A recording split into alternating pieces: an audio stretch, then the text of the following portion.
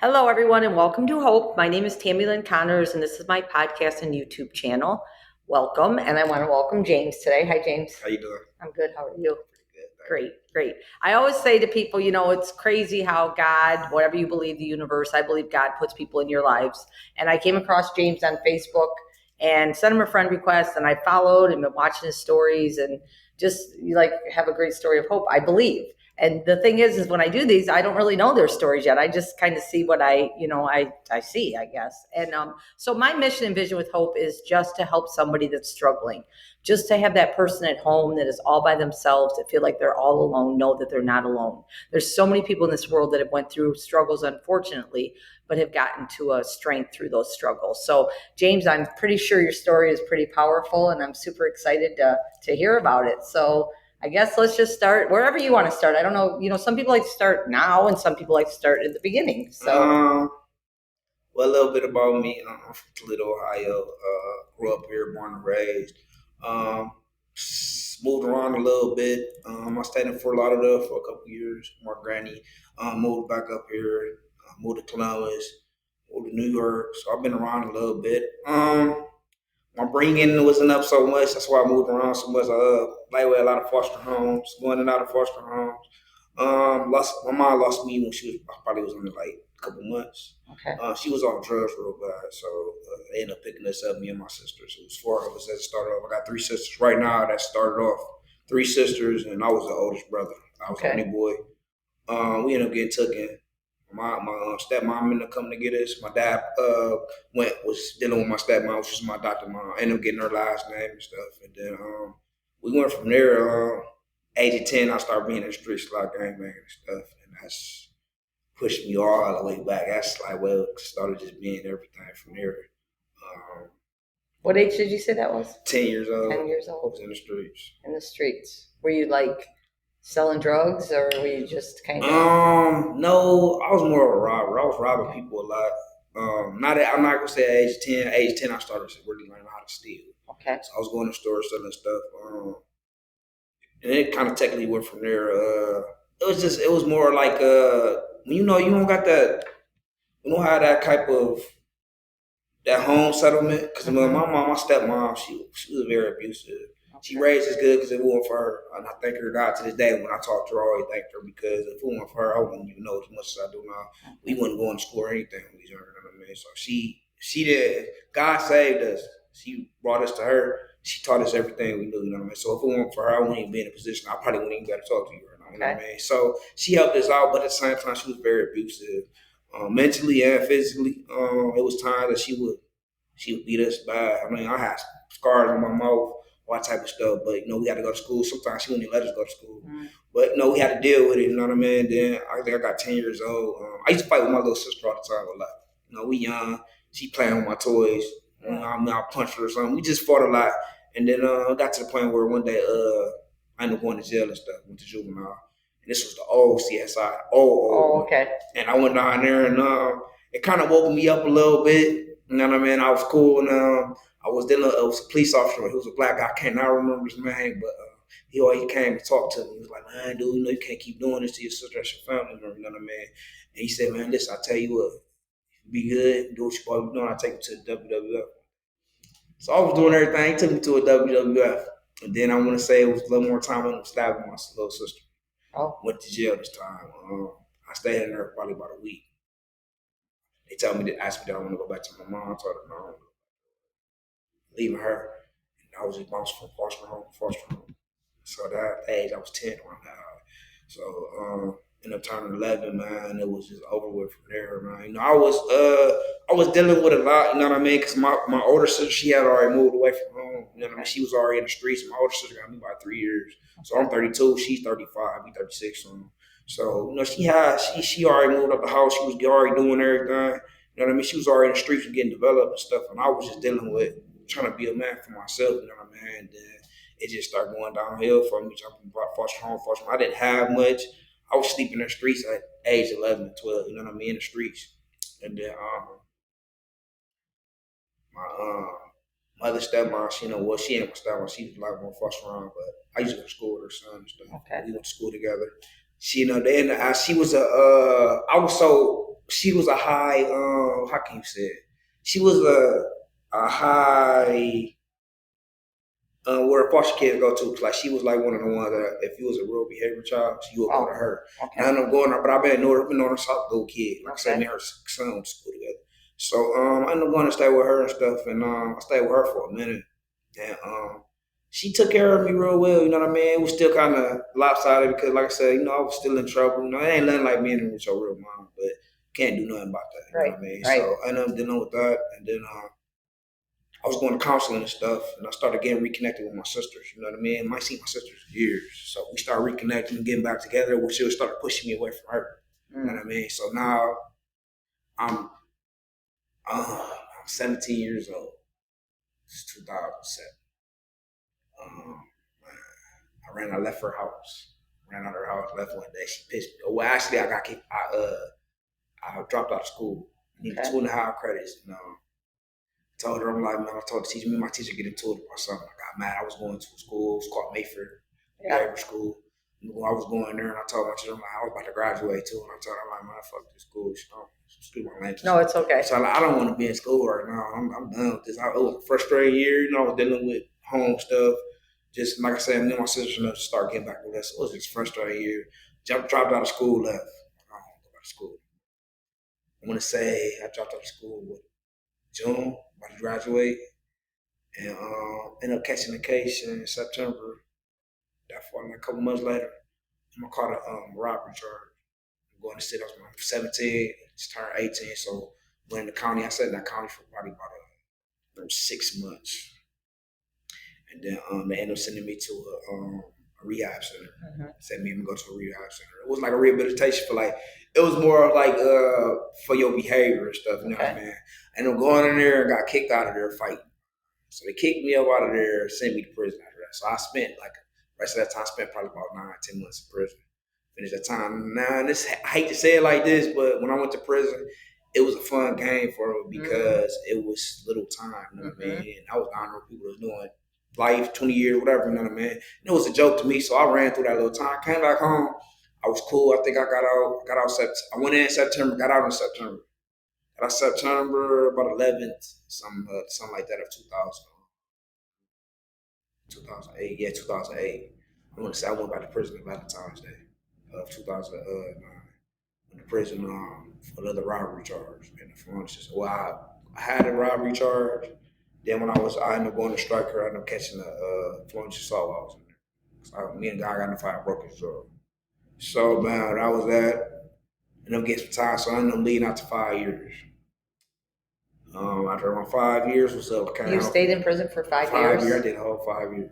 That wasn't like a little blip, was it? Nah, it was bad. That was my worst. I say that was my worst time because it was a learning lesson for me. I was 18 years old when I went in.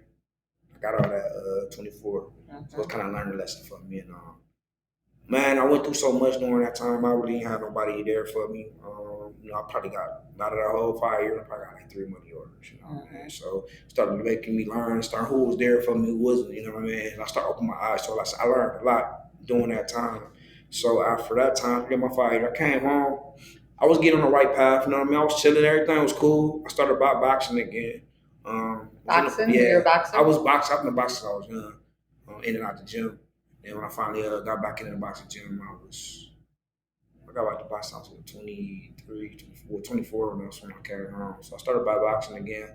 I boxed for a little while, and then I was going through so much stuff. You know what I mean? When you come home from prison, you're trying to get on your feet. You know what I mean? So boxing and stuff is something you want to do, but at the same time, though, you gotta have support behind it. Right. You know, my coaches and them supported me, but I still have my own stuff. I had to work a job. I had to make sure I was cool. You know what I mean? They would always tell me, man, get in the gym, stay in the gym. I go to the gym, I skip gym. You know what I mean? I'd be doing other stuff, but it was always everything at once. And I kind of regretted that because boxing was my dream. You know what I mean? That's something I loved. I was always fight. I could fight. I will always fight. And you know what I mean? That's one of the things I do. I could fight. And I constantly kept doing it. And now to this day, I kind of regret it because a lot of people that I grew up with boxing, they doing their thing. You know what I mean? I'm the only one stuck back still like damn, I wish I had my opportunity again. So it was kind of a learning experience on that. And then want to say 2016. I was in a bar in Bowling Green, gambling. There was a couple people out there, some Mexicans, some white dudes, some black dudes. We all out there kicking it and stuff. And you shoot dice at the tents, you know what I mean? So it got to the point, we all in there talking shit to each other. Usually we talk shit, everybody do that, but we had a couple new dudes in there that you know what I mean? One of them, we shoot dice and got in an argument with him, you know what I mean? He wanted his money back. He like, man, I hit him probably for about like 700. He want that money back, you know what I mean? I'm kind of like, nah, bro, like, we shoot for it, but I ain't about to just hand you your money back. And usually, sometimes I'm cool. If I take 700 from, I give you $100 back, $50. I don't want you to leave out of here broke. You know what I mean? Because I know a lot of people gamble their money trying to come up on the come up, but it ain't always happen like that. So I told him, man, we could gamble the money back in. He started, no, I want my money up, get the argument and stuff. So it got to the point he was in my face. So me, I punched him. We get to fight, they jump me. You know what I mean? So I'm like, all right, cool. So I ended up leaving nobody there. Now them, we stand out that way, and I know who the dudes was. You know what I mean? So I knew we was gonna run back into each other. So this happened in the summer of 2016. So by the winter time, when winter came around, when the guy I had got it into it with, I had seen. I mean, I forget about it. So I got it. He was walking down the alley, and I ended up catching up to him. And I had a gun. I smacked him in the back of his head with the gun, get the beating with the gun real bad. And, he went to the police and told on me. So I want to say probably like I ended up leaving Bowling Green and went back to Toledo for a minute and stayed in Toledo for probably about a week. Me being me, and I went all the way back out to Bowling Green, man, just being stupid. Because at the time I was staying out there, you know what I mean? I'm running, living out here. I ain't about to be running from them. So I ran back out to Bowling Green and seeing dude's brother, because I was beefing with all of them. We was all fighting and stuff. So I ended up seeing the dude's brother and me being stupid again. Got out the car trying to do some stupid stuff, and he ended up driving off and leaving. Well, he ended up going to the police station. Police. So by the time I got back to my house, police was at my house. I had my car surrounded, so they jumped out. I had the gun sitting up under my seat, so the police like got the guns on me, like, man, get out the car. But I'm like, all right, so I get out the car and stuff, get arrested. I was looking at a lot of time. Actually, I was looking at like 31 years, but I ended up getting learning. God was with me. I'm getting 18 months. So that was 2016. I got out in 2018. Came home. I've been on the right path since actually. Since 2018, it's been up and down. It's been rough roads, but you know what I mean. With faith, and I started going to church and stuff. So started really putting my faith in the Lord and started really getting my mental together. You know what I mean? Started letting God take a path for me, and ever since then I've been on the right path. It's like I said, it's been a rough road, but I've been pretty decent. I don't know if you've been seeing anything on my Facebook lately, but I ended up going to Tampa, Florida for a minute. Went down there. I was climbing towers for a minute. That guy was a little too scary for me. So, yeah, you didn't end up doing it? Man, I did it a lot. I was actually, we was in Chicago, Omaha, Nebraska. That's where I was stationed at. And we was climbing towers, man. We were hanging for 6 hours, 7 hours all day long, just hanging, fixing on the tower. And I was like, I'm like, man, this is dangerous job. And we 300-400 feet up in the air, you know what I mean? So I was like, I can't keep doing this. And ended up getting a call for another position. Great pay. It was just me on the ground this time. That was cool, and I'm taking that position. And that's basically what I'm doing right now. I do fiber wiring for AT&T, so all the underground work. Fiber wire, we do all that for AT&T now, and that's just what I've been doing now. And I've been loving it. Like I said, man, I've been keeping God in my corner. I go to church. If I don't make it to church every Sunday, at least every other Sunday I go to church. And I'm also a greeter for church. So people that comes through the door, how you doing today? You know what I mean? And I love that job because you never know what a person's going through at the end of the day. So a smile can change their whole day. That's right. You know what I mean? And everybody, like, you got a beautiful smile. I want you to be a greeter for. Like I do that, and ever since then I've been doing it. And I've been going to Cedar Creek. I've been going to Cedar Creek since actually 15, on and off. You know what I mean? So I've been going there for some years, and just. Like I said, I've been sticking with my path. God got a place for me, and that's just on me to figure it out, and that's just what I'm gonna stick with for now. So it's kind of like what's been going on. Wow, that's a story for sure. Appreciate it. And here's the thing: with all of that you've been through, I always, people, I'm not going to stop you in the middle of your story, but I'm going to go back to things that. No, because I don't like to do that. But I think I think back to 10 years old, and that's when you said that you. Was that when you stabbed your sister? Yeah. Yeah. It was my first time going to jail. Yeah. So, and that was the UCSI. So that didn't scare you though. You know what? No, Nope. because they treated me like a kid. Yeah, because you were a kid. I see. You were a kid. I remember. You were a baby. I remember my first day. I was laying on a cot because they had me in a room and stuff. And I came in on late night, so the next morning, man, come in. And this big dude came on my cell. He was big as hell, man. And he didn't even look like he was young, like he was grown ass man. And he gave me my tray, like, you hungry? I looked at the tray, like, and I wasn't scared of nothing. It was just, you know what I mean? I'm in jail, so I know, you know what I mean? I told him, I'm good, bro. You keep that. I want to say probably like a 2 hour later, knocked on my door, like, man, pack those stuff, going home. You know what I mean? And I left out of there, and I was like, man, dude. But it's crazy because I was in and out of there after that. You know what I mean? That was just my first learning experience to get me prepared to keep coming in and out of there. And then it was like, man, that didn't scare me after that. I've been in boot camps and everything. You know what I mean? Boot camp, I stayed there for about 90 days. You know what I mean? I was down there fighting a lot. And when most of the people who was down there was like from Columbus area, you know what I mean? Because it was in Youngstown where boot camp was at. I got sent there when I was living with some Jamaican people. Okay. And I was going to Nathan Hale School at the time. But I was always in trouble. You know what I mean? I was fighting a lot, and they was getting tired of me because I was always running away from their home. And then, you know, I didn't like eating their food. They had Jamaican food. I was very picky back then. You know, my body wasn't developed back then enough to be tasting what they taste, you know what I mean? Yeah, so I wasn't on that. I'm like, man, I don't want this food. So they would feed me McDonald's down there every day. So they ended up running away from their house, and they ended up sending me, one day I came home. Well, one day I was at home, next morning I woke up. I'm laying in my bed, I hear a knock on the door. I'm talking. Two people come up the stairs, and one like, man, his name was Mr. King. I remember to this day.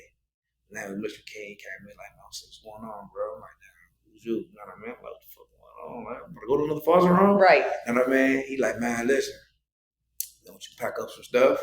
He said, I want you to pack 30 pair of socks, 30 pair of drawers, all that type shit, and come downstairs. I'm like, what's going on? You know what I mean? So another lady, my caseworker came up there, and she talks. She's like, man, you're about to go with them for like 30 days, whatever. This is probably what's best for you right now. You need to get yourself together. It was a boot camp. Nah, fuck you. I ain't going to no boot camp. You know what I mean? This is stupid. You know, I'm mad. You know what I mean? But there wasn't nothing I could do because it was recommended. I wouldn't rock around it. So I'm like, all right. Man, they packed me up to the house crying out mad. I'm like, damn. When I'm going to Youngstown, staying at boot camp like 90 days, man. When I ended up getting up out of there, I was going right back to them Jamaican people. And they had me in there, man. And it was last straw. I got on their nerves. They ended up kicking me out their house. So it was a lot for me because, like I said, it took me a lot to start learning, man. From the journey I've been on from now, it took a lot. And I just remember stuff like it was. I just remember I had a counselor, man. He died. It's like 2 years. He counseled me so like 12.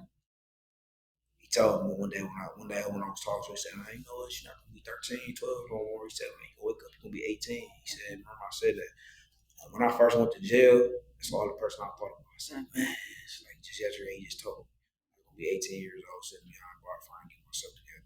I was laying on my prison rack. I was in Marion, Ohio, in North Central Prison. I was laying on my rack, man. And it's like it's 1,000 people here. I'm just laying on my rack. I looked up. I can't believe I'm in prison. You know what I mean? It was a shocker.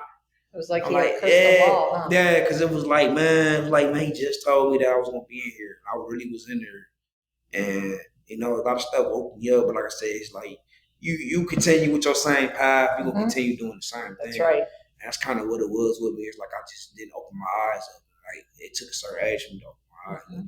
And after that last number I just did, where I went and sat in the prison in Bowling Green County, they kind of like opened me up a lot. Like, man, dude, I gotta figure out something different in my life. Man. I can't keep coming in out here. You know what I mean? It's just not fun no more.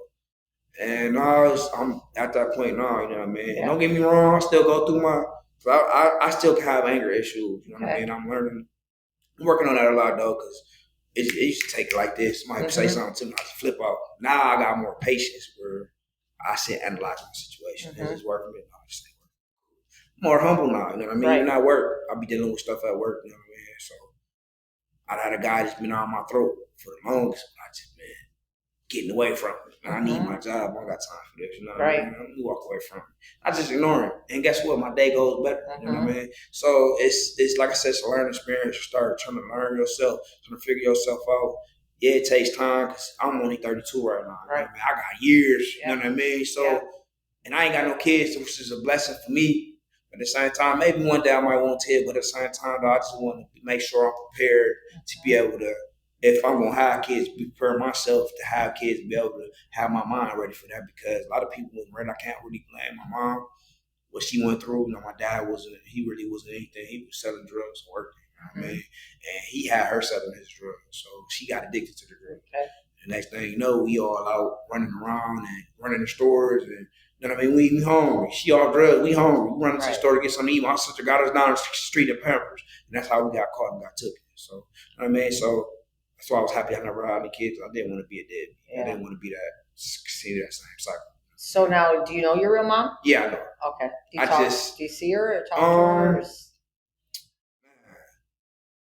2000. I met my mom when I was 13, so I'm gonna say 2000. I met my mom in 2012. 2002. I'm sorry. My mom 2002. Yeah. Got along for a minute, but you know she missed so many years of my life, so it kind of was hard to kind of connect with her again. Sure. And she, my kind of find my mom was like way selfish. You know? She just, I think she was scared of trying to rebuild with us because she lost so much. So it was like when my auntie took that place. My auntie was kind of my mom for real because she always was there for me. When I used to run away from my foster homes, that's the house I used to run to. And I mean, my mom just couldn't get along. She called the police on me a couple times.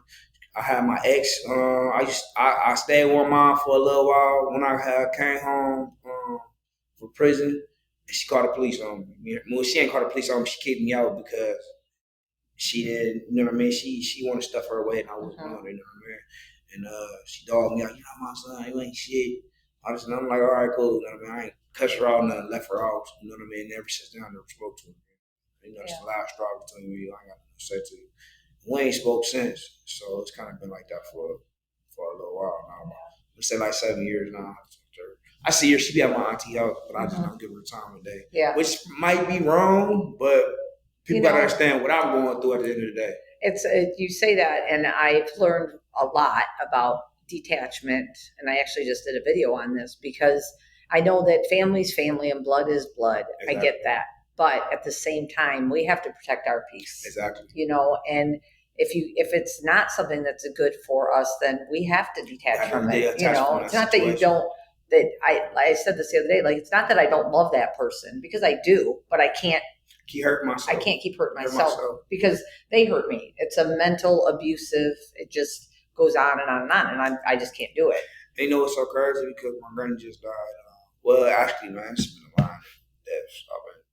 So I can't have a prison. I was that little. One of my grannies died. Well, I called her my granny, but I was real, very, very close to her. She died, and one of my cousins died. Another one of my cousins died. It was a last straw. I ain't going to my funeral. So my granny just died a month ago. Or this is my mama's mom. She died a month ago. And I looked at her when I seen it. I didn't know anything at first. You know what I mean? I got on Facebook and seen somebody saying something. I ain't know too much. So I'm like, you know what I mean? I ain't paying attention to it, but I was at work anyway. And then one of my cousins hit me like, man, you know Granny died? I'm like, what? Well, actually, I'm lying. My auntie called me. She was blowing my phone up one night. I'm sleeping. I got to go to work the next day. So she blowing my phone up. I ain't thinking too much, nothing of it. So next morning I woke up, called her back. I'm like, nah, he was blowing my phone up. What's going on? She like, you know, your granny died. I'm like, man, for what? Nah, don't get me wrong. Me and my granny don't really have a relationship like that. But it kind of touched me a little bit. You know what I mean? I felt a little some type of way. But I'm like, man, maybe I don't know if it was more I felt some type of way because we didn't have a relationship and I didn't know how to take that situation. Or it was like, man, it is what it is. So everybody went to the funeral but me. And I was like, I'm not going. I'm cool. I'm done with the funeral. So I really didn't even been able to say my piece because so far I lost my granddad a couple days before I went to prison. I went to his funeral and I went to prison after that. And then so I kind of lost my family members. My granddad, my granny's birthday on the same day. And their birthday was last Wednesday. So it's kind of been an up and down. And like I said, I cared about them, but it's like, how can I care so much for somebody that I haven't been around like that? You know what I mean? I didn't grow up around y'all. Y'all knew me when I was a baby, and then I left y'all, and then I got older. You know what I mean? I've been around, but y'all really haven't been around me. You know what I mean? So it's like, what do you do in them type of situations? It's kind of hurtful. And that's why I always said, man, it's cool to want to build back with your family and reconcile. But how do you reconcile? That's why I think my mom was afraid of. She didn't never want to tell me what happened. She never want to tell me, damn, why we got taken or why you didn't fight for us. You know what I mean? 'Cause my mom all together. My mom got 9 kids. Okay. Out of 9 kids, me, and my three sisters was the first ones out of all of us. You know what I mean? So after we left, she would have had 3 more. You know what I mean? I found them in 2000. I found them in 2014. Oh, okay. So we was cool and stuff, but we don't know each other. We strangers to each other too. Y'all like strangers to me. Right. So we would see each other, but we was acting weird towards each other. Yeah. So we got away from each other. So one day, they stayed in Fremont. So I went to Fremont one day and went and got them. We all drove back here. At the time I had a girlfriend. She was an Arab chick. We was staying on Scottwood. We was all us living on. And I'm like, man, we gotta go to we gotta go see mom. You know what I mean? They're like, all right, go see her. So they was excited. Get over there. She won't come outside. So what kind of, you know what I mean? And they was mad and stuff like, well, she acting like that. I'm like, I don't know, bro. Like, it's my sister and my brother. I'm like, I don't know. So I was like, you know what, bro? We just about to dip off. Man, we had to leave and stuff. After they stopped talking to her, I started acting real funny to her. And come to find out, my uncle told my mom not to go out there because they thought we was gonna do something to her. Like, why would y'all think that? Right. Like, I mean, they ain't seen her in how long? You know what I mean? And it was like way messed up. So me and my other sister on their side, we just stopped talking. They act real funny to her, you know. So, you know what I mean? It's kind of been like that ever since. And I just, you know what I mean? I don't really know how to reconcile with a family member because, like I said, we really don't know each other. Right. I mean, even when I tried. Yeah, and I think with my opinion on that is we don't always have to reconcile with them. Okay. We just have to find the peace with ourselves. Okay. You know, like, I think that's a big thing. Like you said, when you said about your grandma passing away and you didn't go to the funeral and then you felt like you couldn't really make your peace that way. You don't have to be at a funeral home to make your peace with her, you know? And I think that's important for people to know. Like, so I talk about that too, just with forgiveness and things like that too. Like with my son's dad, he was very abusive, very, very abusive. So I always say, I didn't walk up to him and say, oh, it's okay, Scott, you slam my head against walls and stuff like that, right? But in my soul, I forgive him because he didn't know any better. That's who he was. He was a crack addict and he didn't know any different, you know? So I think we have to come to that peace with ourselves, and that's where it comes to that detachment part. Exactly. Like, you have to be able to be like, you know, whether you pray to, you know, talk to her through, I talk to people through prayer all the time because I have a lot of people in heaven too, or wherever everybody believes everybody is. I think they're in heaven, and I talk to them a lot because I need that myself. Yes. And a lot of times, you know, and you can be mad at people like that passed away. Like my best friend died of an overdose. You know, he took a Percocet and it was pure fentanyl, and I'm mad, and I'm still mad, but I tell him, you know, and so that makes me feel better. Yeah. You know, I don't get an answer from him, but I feel better about it. Yeah. So I don't know if that might be something for you, especially, I don't know, because of course my mom was in my life, right? Yeah. But my father died when I was 13. He was 34, and he drowned in our bathtub, and he was an alcoholic, addict, all the things, and that was hard, you know, as a kid, just like you said, you know, like to your mom, like why did you choose alcohol, drugs over your kids? That's how I felt about my dad, you know? And so I had to come to terms with that, but I didn't really come to terms with it until I became an alcoholic. And I was like, well, what are you doing to your son? You know, you're drinking and doing all the things. It's kind of like it was a repeat cycle. It was a repeat cycle. Yeah. So then I had to forgive myself. And I actually just sent my son a message yesterday. And I don't know why, I was mowing my grass, and I said, Chad, I just want you to know that I love you, and I'm sorry I wasn't the mom I should have been as you were growing up. Because I wasn't. And he messaged me back and he said, Mom, I love you, and you taught me to be respectful, caring, loving, and something else. And he's like, a lot of kids don't get that, so I'm blessed to have you. So it's like, I feel like sometimes we feel a certain way and it's not that way. Does that make sense? Yeah. And I feel like with your mom, and just I can say that, she probably does have a lot of guilt and remorse and all that. I see it all the time. Yeah. I see it all the time. And my auntie always says it to me, but I'm the type of person, I let go out the ear, go out the other. Yeah. I think about it when I want to think about it. Yeah. And she always tell me all the time, "Mom, I love you, man." She just, what I mean. And I always tell my auntie, like, man, she careless. You know what I mean? She didn't show that. You know what I mean? How you went, you lost four kids, and then turn around and have more. Yeah. You know what I mean, then you really ain't got that relationship with none of your kids, and out of all of them, I was the one that you dogged the most. You know what I mean? Put me in jail, all type of just stupid stuff, just because of what you felt some type of way. You know what I mean? You done ran. When I was living with her in 2018, when I first came out of prison, I didn't ask her to stay with her. You know what I mean? I came home. She's like, "Hey, why don't you come stay with me for a while so you get on your feet?" I'm like, because me and her was beefing at the time before I went to jail then. You know what I mean? I had to stop talking to her. I'm like, you know what? I help because she want to help. She wanted my help. She knew I was working. So I didn't want to stay with her for a minute. Then last night, I wouldn't even with her for like 2 weeks. She started being on silly stuff, dogging me, just, you know what I mean? And she was just, it got to the point with me and my ex was coming over there, you know what I mean? She was sitting in my house all the time with us. She'd come over and stuff. It's like she just was, my mom was acting weird, like she was jealous, you know what I mean? I'm like, like, what's wrong with you? And one day, me and my ex was sitting there, we was chilling out, she stayed the night with me. And my mom came around like, she can't be over here and all this stuff. I'm like, what you mean she can't be here? I pay rent here. What you mean she can't be here? I want from paying rent. He's like, no, I don't care. You can't have her over here. So she telling my ex to get out. I'm like, you know what?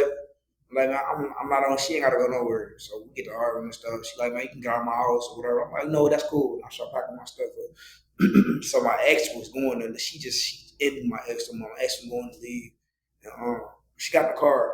Well, she was trying to do a turn.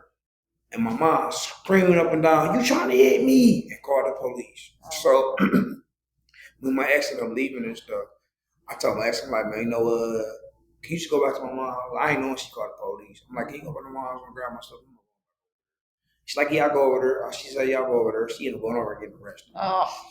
So her mom hated me for that. You know what I mean? This girl ain't never been in jail. This girl is got a 3-point something, you know what I mean? She go to college, she about to graduate, you know what I mean? So I felt so bad. I'm like, man, why she do this to me? So my ex son get out of jail, her mom in the bottom of the house stuff. So that was cool. She wasn't allowed to talk to me. Now my ex was an air, they culture different. I mean, so her mom told her don't talk to me no more. She stuck to that. So I was talking to her through WhatsApp, and she was just ignoring her. She wouldn't say one word. So I'm sorry. I'm mad as hell. Like, man, what? So one day she finally reached out to me. She talked to me a little bit. It was the day I had to go over there. Now, mind you, I really technically moved on from the situation because I'm like, what can I do? You know what I mean? It is what it is. So I kind of moved on. I had to go get some mail from that house one day. I went over to go get my mail. And she just looked at me. I'm thinking, I ain't know she at home. I'm just getting my mail and I'm leaving. And then when I went to go grab my mail, she sitting at the door. She handed me my stuff. And I looked at her. I haven't seen her like 3 months. So I ain't know what to say to her. She started crying and stuff. I felt so bad. I'm like, man, I didn't mean for none of this to happen. You know what I mean? I can't blame what my mom did, but I'm gonna apologize for her. And I'm gonna put that on me. You know what I mean? And that opened my eyes to a lot of stuff. Cause my mom, you know what I mean? I had just realized she just ruins everything. Like you wasn't supportive of me, you barely know me like that, and just everything you did to me, like you just stuck in your ways. You an evil person to me, man. And it just, you know what I mean? Like I said, opened my eyes to a lot of stuff that now I'm at peace with her, but I just don't want to be around her. Like I get around her. I be talking to my auntie, I like she ain't in the room. That's wrong for me to do that, but I feel like it's not wrong. That some people might say it's wrong, but I feel like it's not because, like I said, when you bother my peace, why should I keep putting my energy into you? You know what I mean? You don't do right by me, so why do I need to keep putting my energy in you? You're not gonna keep doing. You gonna keep dogging me. I get cool with you. You will keep dogging me. I'm not about to keep doing that. It keeps hurting. Yeah, it keep hurting me, and it's pissing me off. To where the point, me and you, to the point I want to do something to you, but it ain't even worth it. Right. So I just let her be. Like, and I know one day when she died or whatever, I know it's probably gonna touch me a little bit because I'm gonna wish I had that type of relationship that I'll be seeing everybody else be having with their Yeah, parents. and that's the thing too. I think a lot of times is we look at the other people and the relationships, and I feel that way too. Like I felt that way even with my mom. My mom, I took care of my mom for quite a few years when she, like, geez, 8 years she lived with me, but we never had that. Like my friends, they're working out with their mom and they're doing this with their mom, and my mom was sick all the time, Yeah. and a lot of it, do I feel like she might have done a little bit, just in her own mindset and stuff? Yeah. But I never got to do that, like go shopping or anything like that. It was always an argument and this. So I look at that too. I get what you're saying. But at the same time, I've decided to look at things like they are doing the only thing that they know. They don't know the difference. But we have to make sure that we protect ourselves through it all, right? So, I mean, not that I say that what your mom is doing or was doing is okay, but at the same time, she doesn't really know any different. That's who she is, and until somebody's willing to look in that mirror and have a conversation with themselves about what they're not doing correctly or what they're doing to hurt people, then things will never change. Do you think it's too late for people at a certain age? I don't think it's ever too late. Excuse me. I don't know. I never think it's too late. I hate to think like that. My mom was what? I want to say my mom's 53. Somewhere around there. So she's. But it's like you still doing the same, repeating the same cycle that you've been doing. You know what I mean? My mom, when do you learn? I mean, that's I say that because I wholeheartedly can say that because I have a sister that's an alcoholic, and I look at her, she's 50, she'll be 52 this month, and I'm like, when?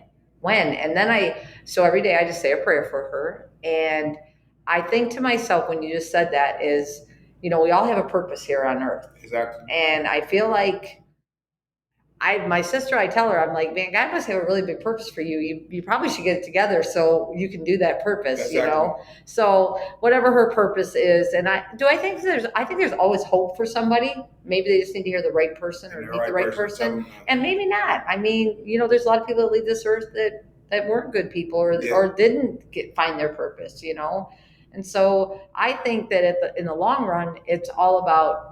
And it's not being selfish, but it's about protecting ourselves. Exactly. Right? So I feel like we're born and we get our parents that give us birth. And does that necessarily mean that's who we're going to be with the rest of our life? I think that, a lot of people that are out there adopted have better lives now than they better lives than they did when and I always tell people that I say, everybody said the system messed up, which back when I was in the system, it was here and there. You know what I mean? I think they was more stricter back then. Now as I see stuff, it's like kind of like it's mediocre because like they just want to get somebody help, get the money going with their business. So I really feel like me being in the system did help me a lot. Like I said, because I wouldn't know none of the stuff I know now. You know what I mean? I think I probably would have been one of them kids that was just like, cause I haven't been around kids that's was with their moms, and man, they just so messed up right now. Like they don't know how to read or write, and it kind of be making me sick. Like, dang, that could have been me. You know what I mean? So yeah, the system does save you at the end of the day. You know what I mean? A lot of stuff can save. Right, and then it's all about learning, right? So you said you went to that boot camp for 90 days. Now, can you reflect and think of anything you learned at that boot camp, or not really?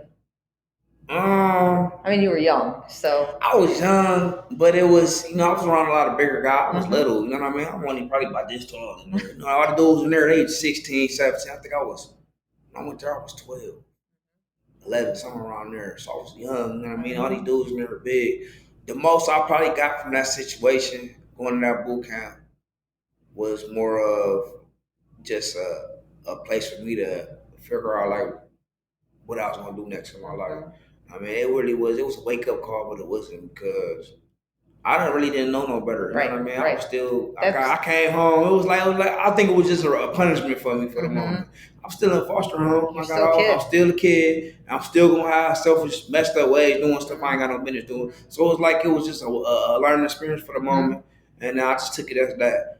Really woke me up over the years of me going to prison constantly. 3 numbers. You know what I mean? My numbers kind of was back to back. As long as I was out from 2013, I was out to 2016, so I was only out 3 years. Yeah. But that's really not nothing. I've been out this time. I've been out since 18, 19, 20, 21, 22. I've been out technically 5 years. You know what I mean? So it's kind of long as I've been out. and I make sure I'm not going back to jail because I don't be wanting to do. I barely hang with people. You know what I mean? I be so much by myself back then. I remember when I was younger. I never, to be honest, I never really hung with people. You know what I mean? I had a cousin I hung with. He ended up getting Mickey back in the days, man. You know what I mean? Messing with stuff we ain't had no business messing with and got himself messed up.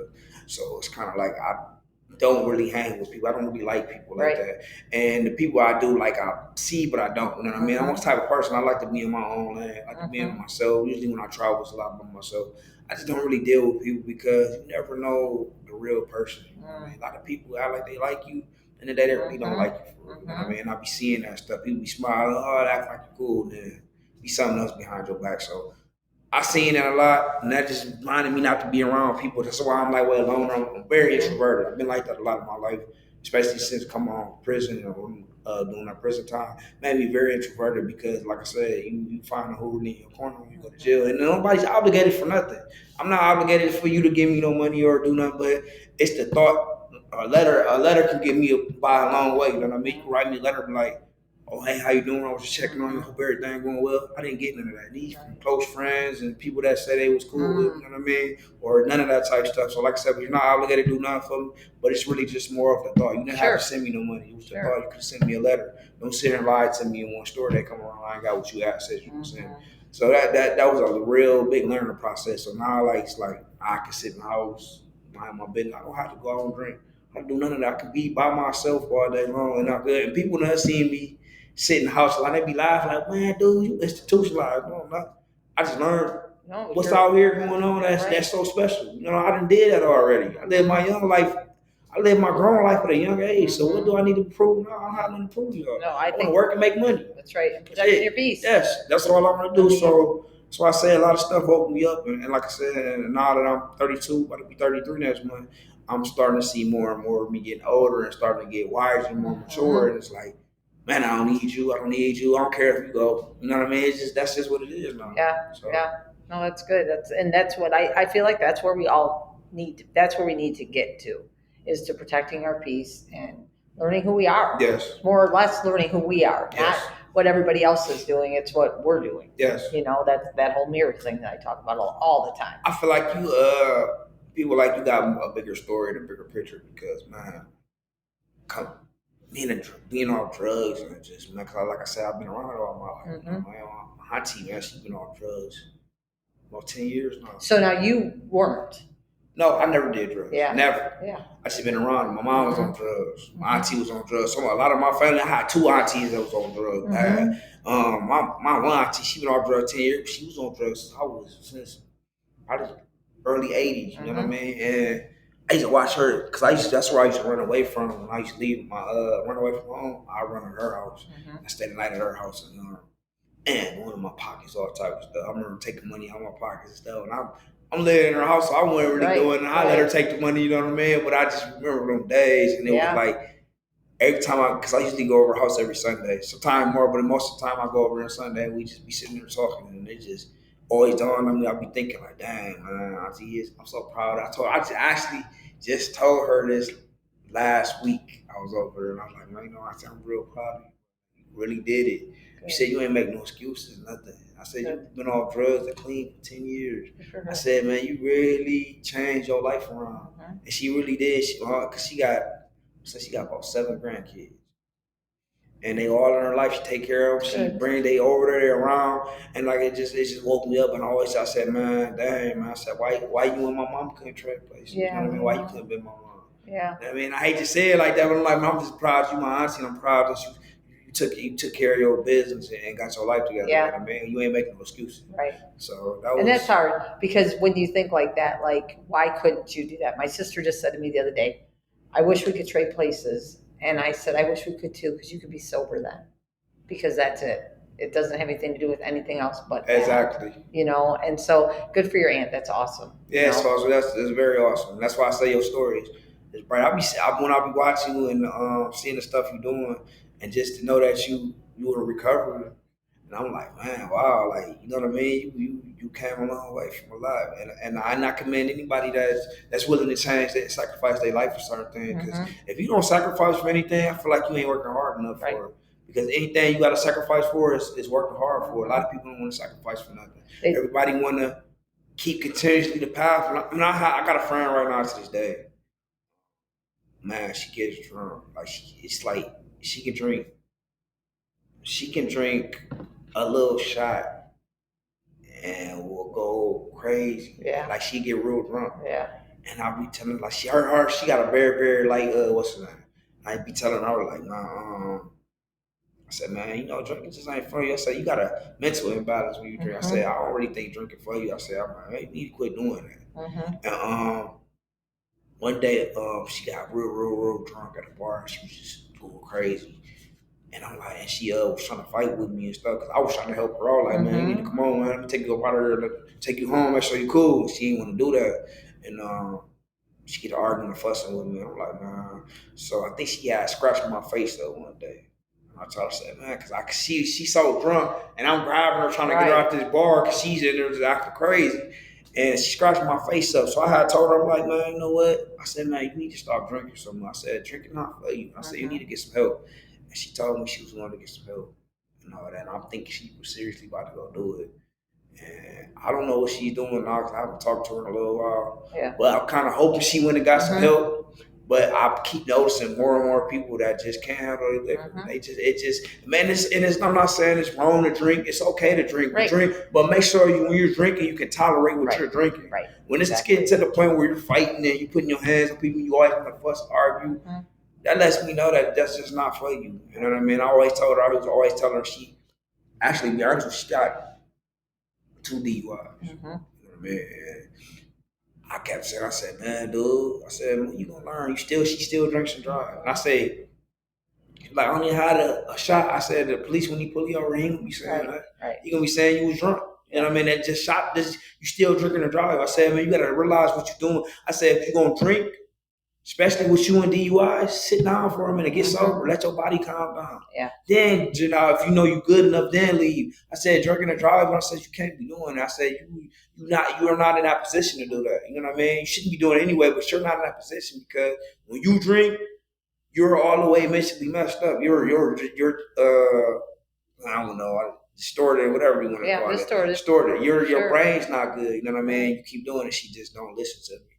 And it pushed me away from her. It made me start keeping my distance. This is my friend. Right. They're cool for a minute. And it pushed me away from her. And I told her, I'm like, man, you know what? Like, you don't listen. You're trying to run my life. I'm like, I'm not trying to run your life. I care about you, my friend. And I want to see you get number 3. I already got to you 2 DUIs. Yeah. So when I start noticing that people not, because it's always the blame game when you showing that you care about a person, it's always you trying to control them. And that's why one of the reasons I really don't like hanging with people, because I feel like I'm putting myself, I feel like now I got to babysit you when you don't know how to act right. So that's one of my other reasons. And that's another protecting your peace. And that's the whole, I had the Serenity Prayer tattooed on my leg for a reason. Yes. You know the Serenity Prayer? Yes. Yeah. I ain't heard it in a long time. It's been a minute. You want me to tell you it? Yeah, go ahead. It's God grant me the serenity to accept things I cannot change, the courage to change things I can, and the wisdom to know the difference. Yes. And I'd have to say the wisdom to know the difference is I can't change anybody but me. Exactly. And so how I react to people, and I can try to help people to a point, like you said, but when it's starting to affect you and your mental, because when you're at peace in your life, you can bring others with peace. Right. You know what I mean? You can wake up every day and you can speak to someone else and tell them what they're doing wrong. You know what I mean? A lot of people, like I said, I don't know if we say, I just want to correct this just a little bit. Not so much what they're doing wrong, but what we see, and maybe give them some advice on, well, when I did something like this, maybe not necessarily exactly like you're doing, you know, then I did this. So if you can kind of relate to people. I say that to people a lot, even with death and stuff, because I've lost a son, I've lost a lot of people in my life. And I never say to somebody, I know how you feel. I always say, I can relate, you know, to what you're saying. Yeah. That's a better term, because at the end of the day, when you that's when you kind of, and then I say this because we all do judge.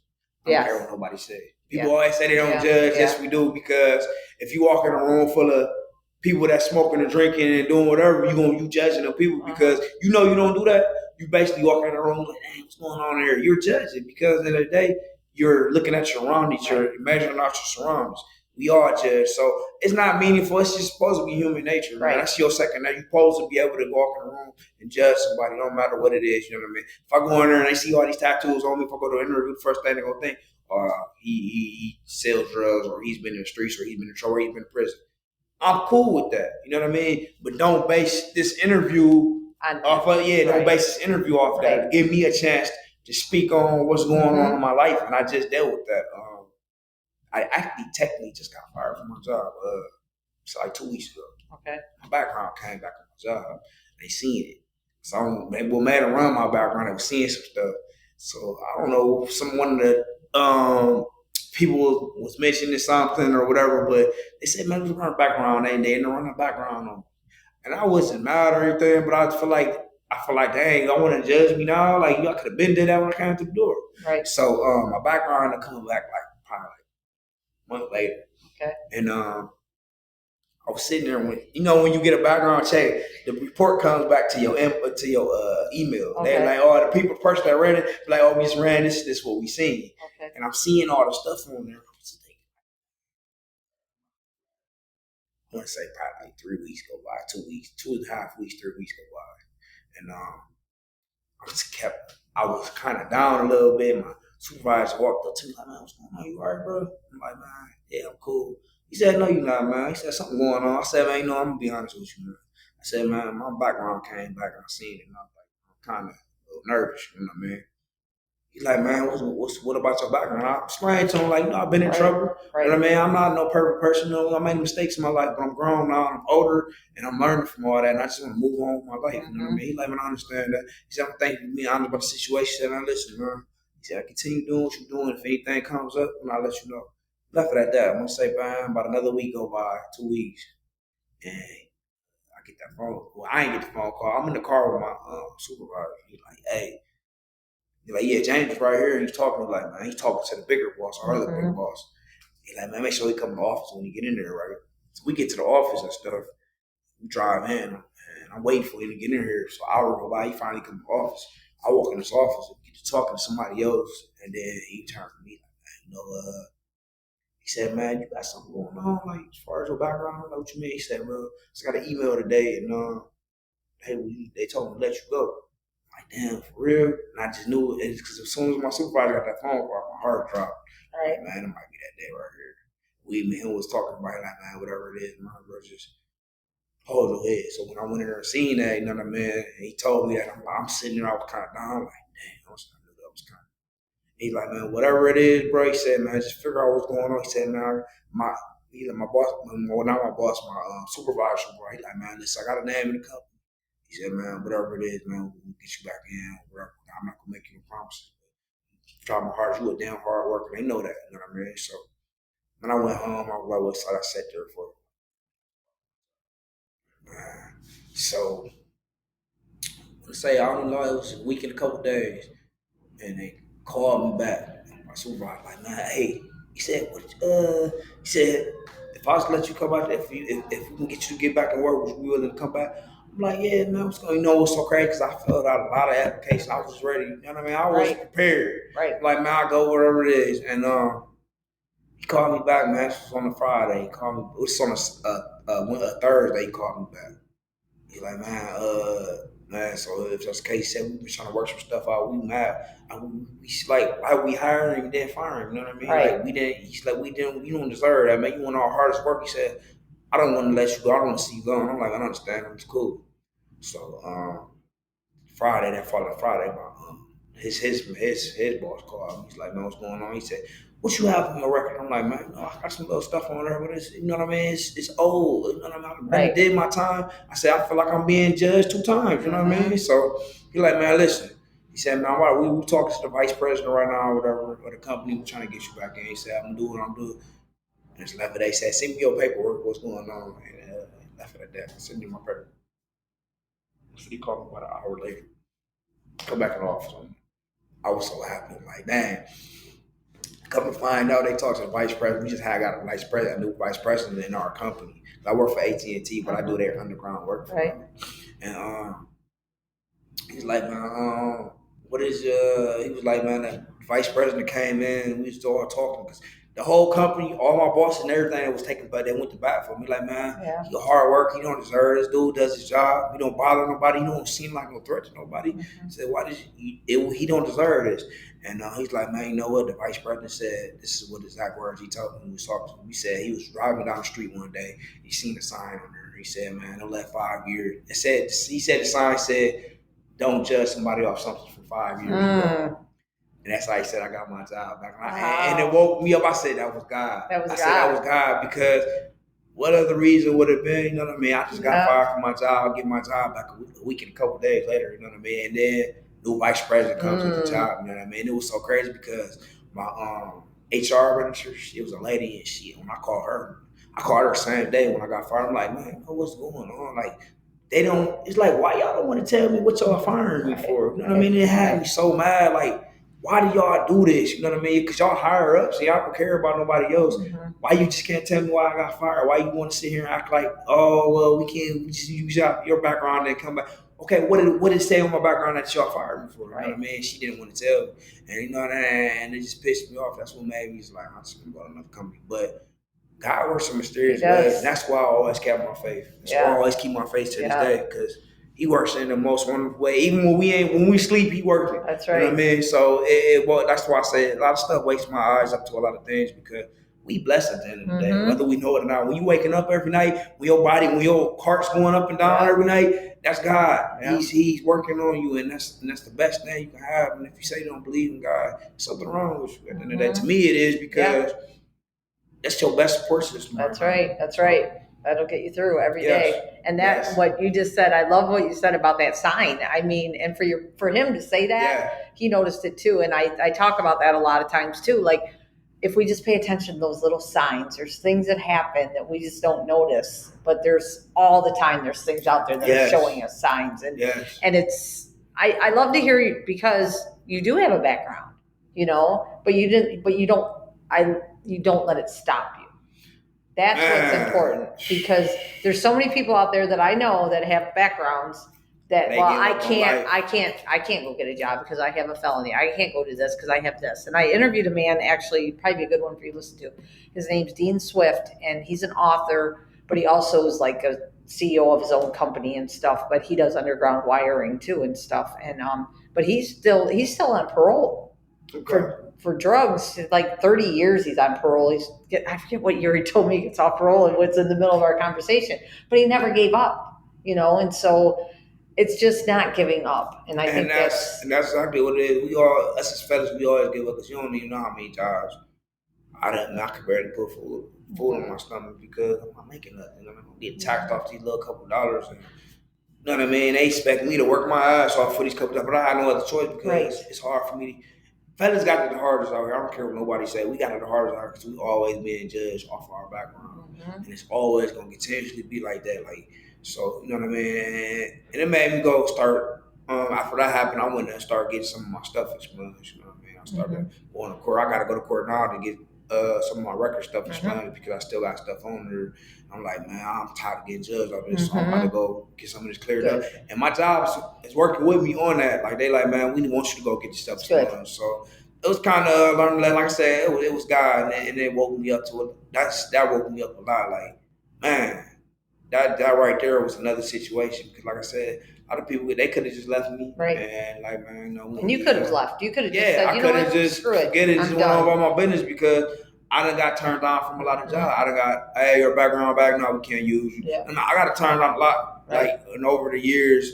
And I already started working my first official job at 24. That was my first official job. I mean, I done worked jobs on the streets, like painting houses, cutting grass, making my little money, you know what I mean? But I never had an official job where I was working for a company or nothing until I turned 24. And you know what I mean? And ever since I was getting, no, we can't hire you or stuff like that, it is what it is, you know what I mean? So, and like I said, it was an eye-opener for me. It started waking me up to a lot of stuff. And man, I'm here now. So that's kind of, I can be thankful, and like I said, I love that I'm learning and I'm improving in a lot of places in my life. It's good. It's good. That's what we all can do every day. It's a little bit of improvement. If we're better, I say if we're 1% better every day, then we're 365. That 1% better than doing the same thing and Right. repeating that cycle. And then that 1% is better than that 0% to That's me. right. I put it that way. That's So right. And at the end of the year, you're 365% better. yes, yes, that's a perfect way to put it. So yes. So every year, that's why I say that things can happen. I mean, I've improved in the last year and a half more than probably my whole life. So, Okay. but it's just learning and doing, Yes. things like this and interviewing people like you. I Because you appreciate give me a lot of this. hope. This was a lot appreciated. Ever since you asked me to do it, I kept sitting back because I didn't know when you was gonna ask me again, and I just sat back. I'm like, I don't know, she gonna ask me to do the interview. You know what I mean? I just kept trying to find a peaceful time because I had to be at peace with myself to do an interview because when you're going through stuff, you know what I mean. Your mind jumping everywhere, and when I got my job back, it was like I was the perfect time for me to ask for an interview before they do this interview with me. And now we're here. So. And here we are. Yes. So it's great. Yes. I enjoyed this a lot. Thank you. I appreciate it. I appreciate you. I appreciate you accepting my friend request. Here comes this woman, and I do that and I talk about that a lot because I do that, and people are like, it's stuff happens.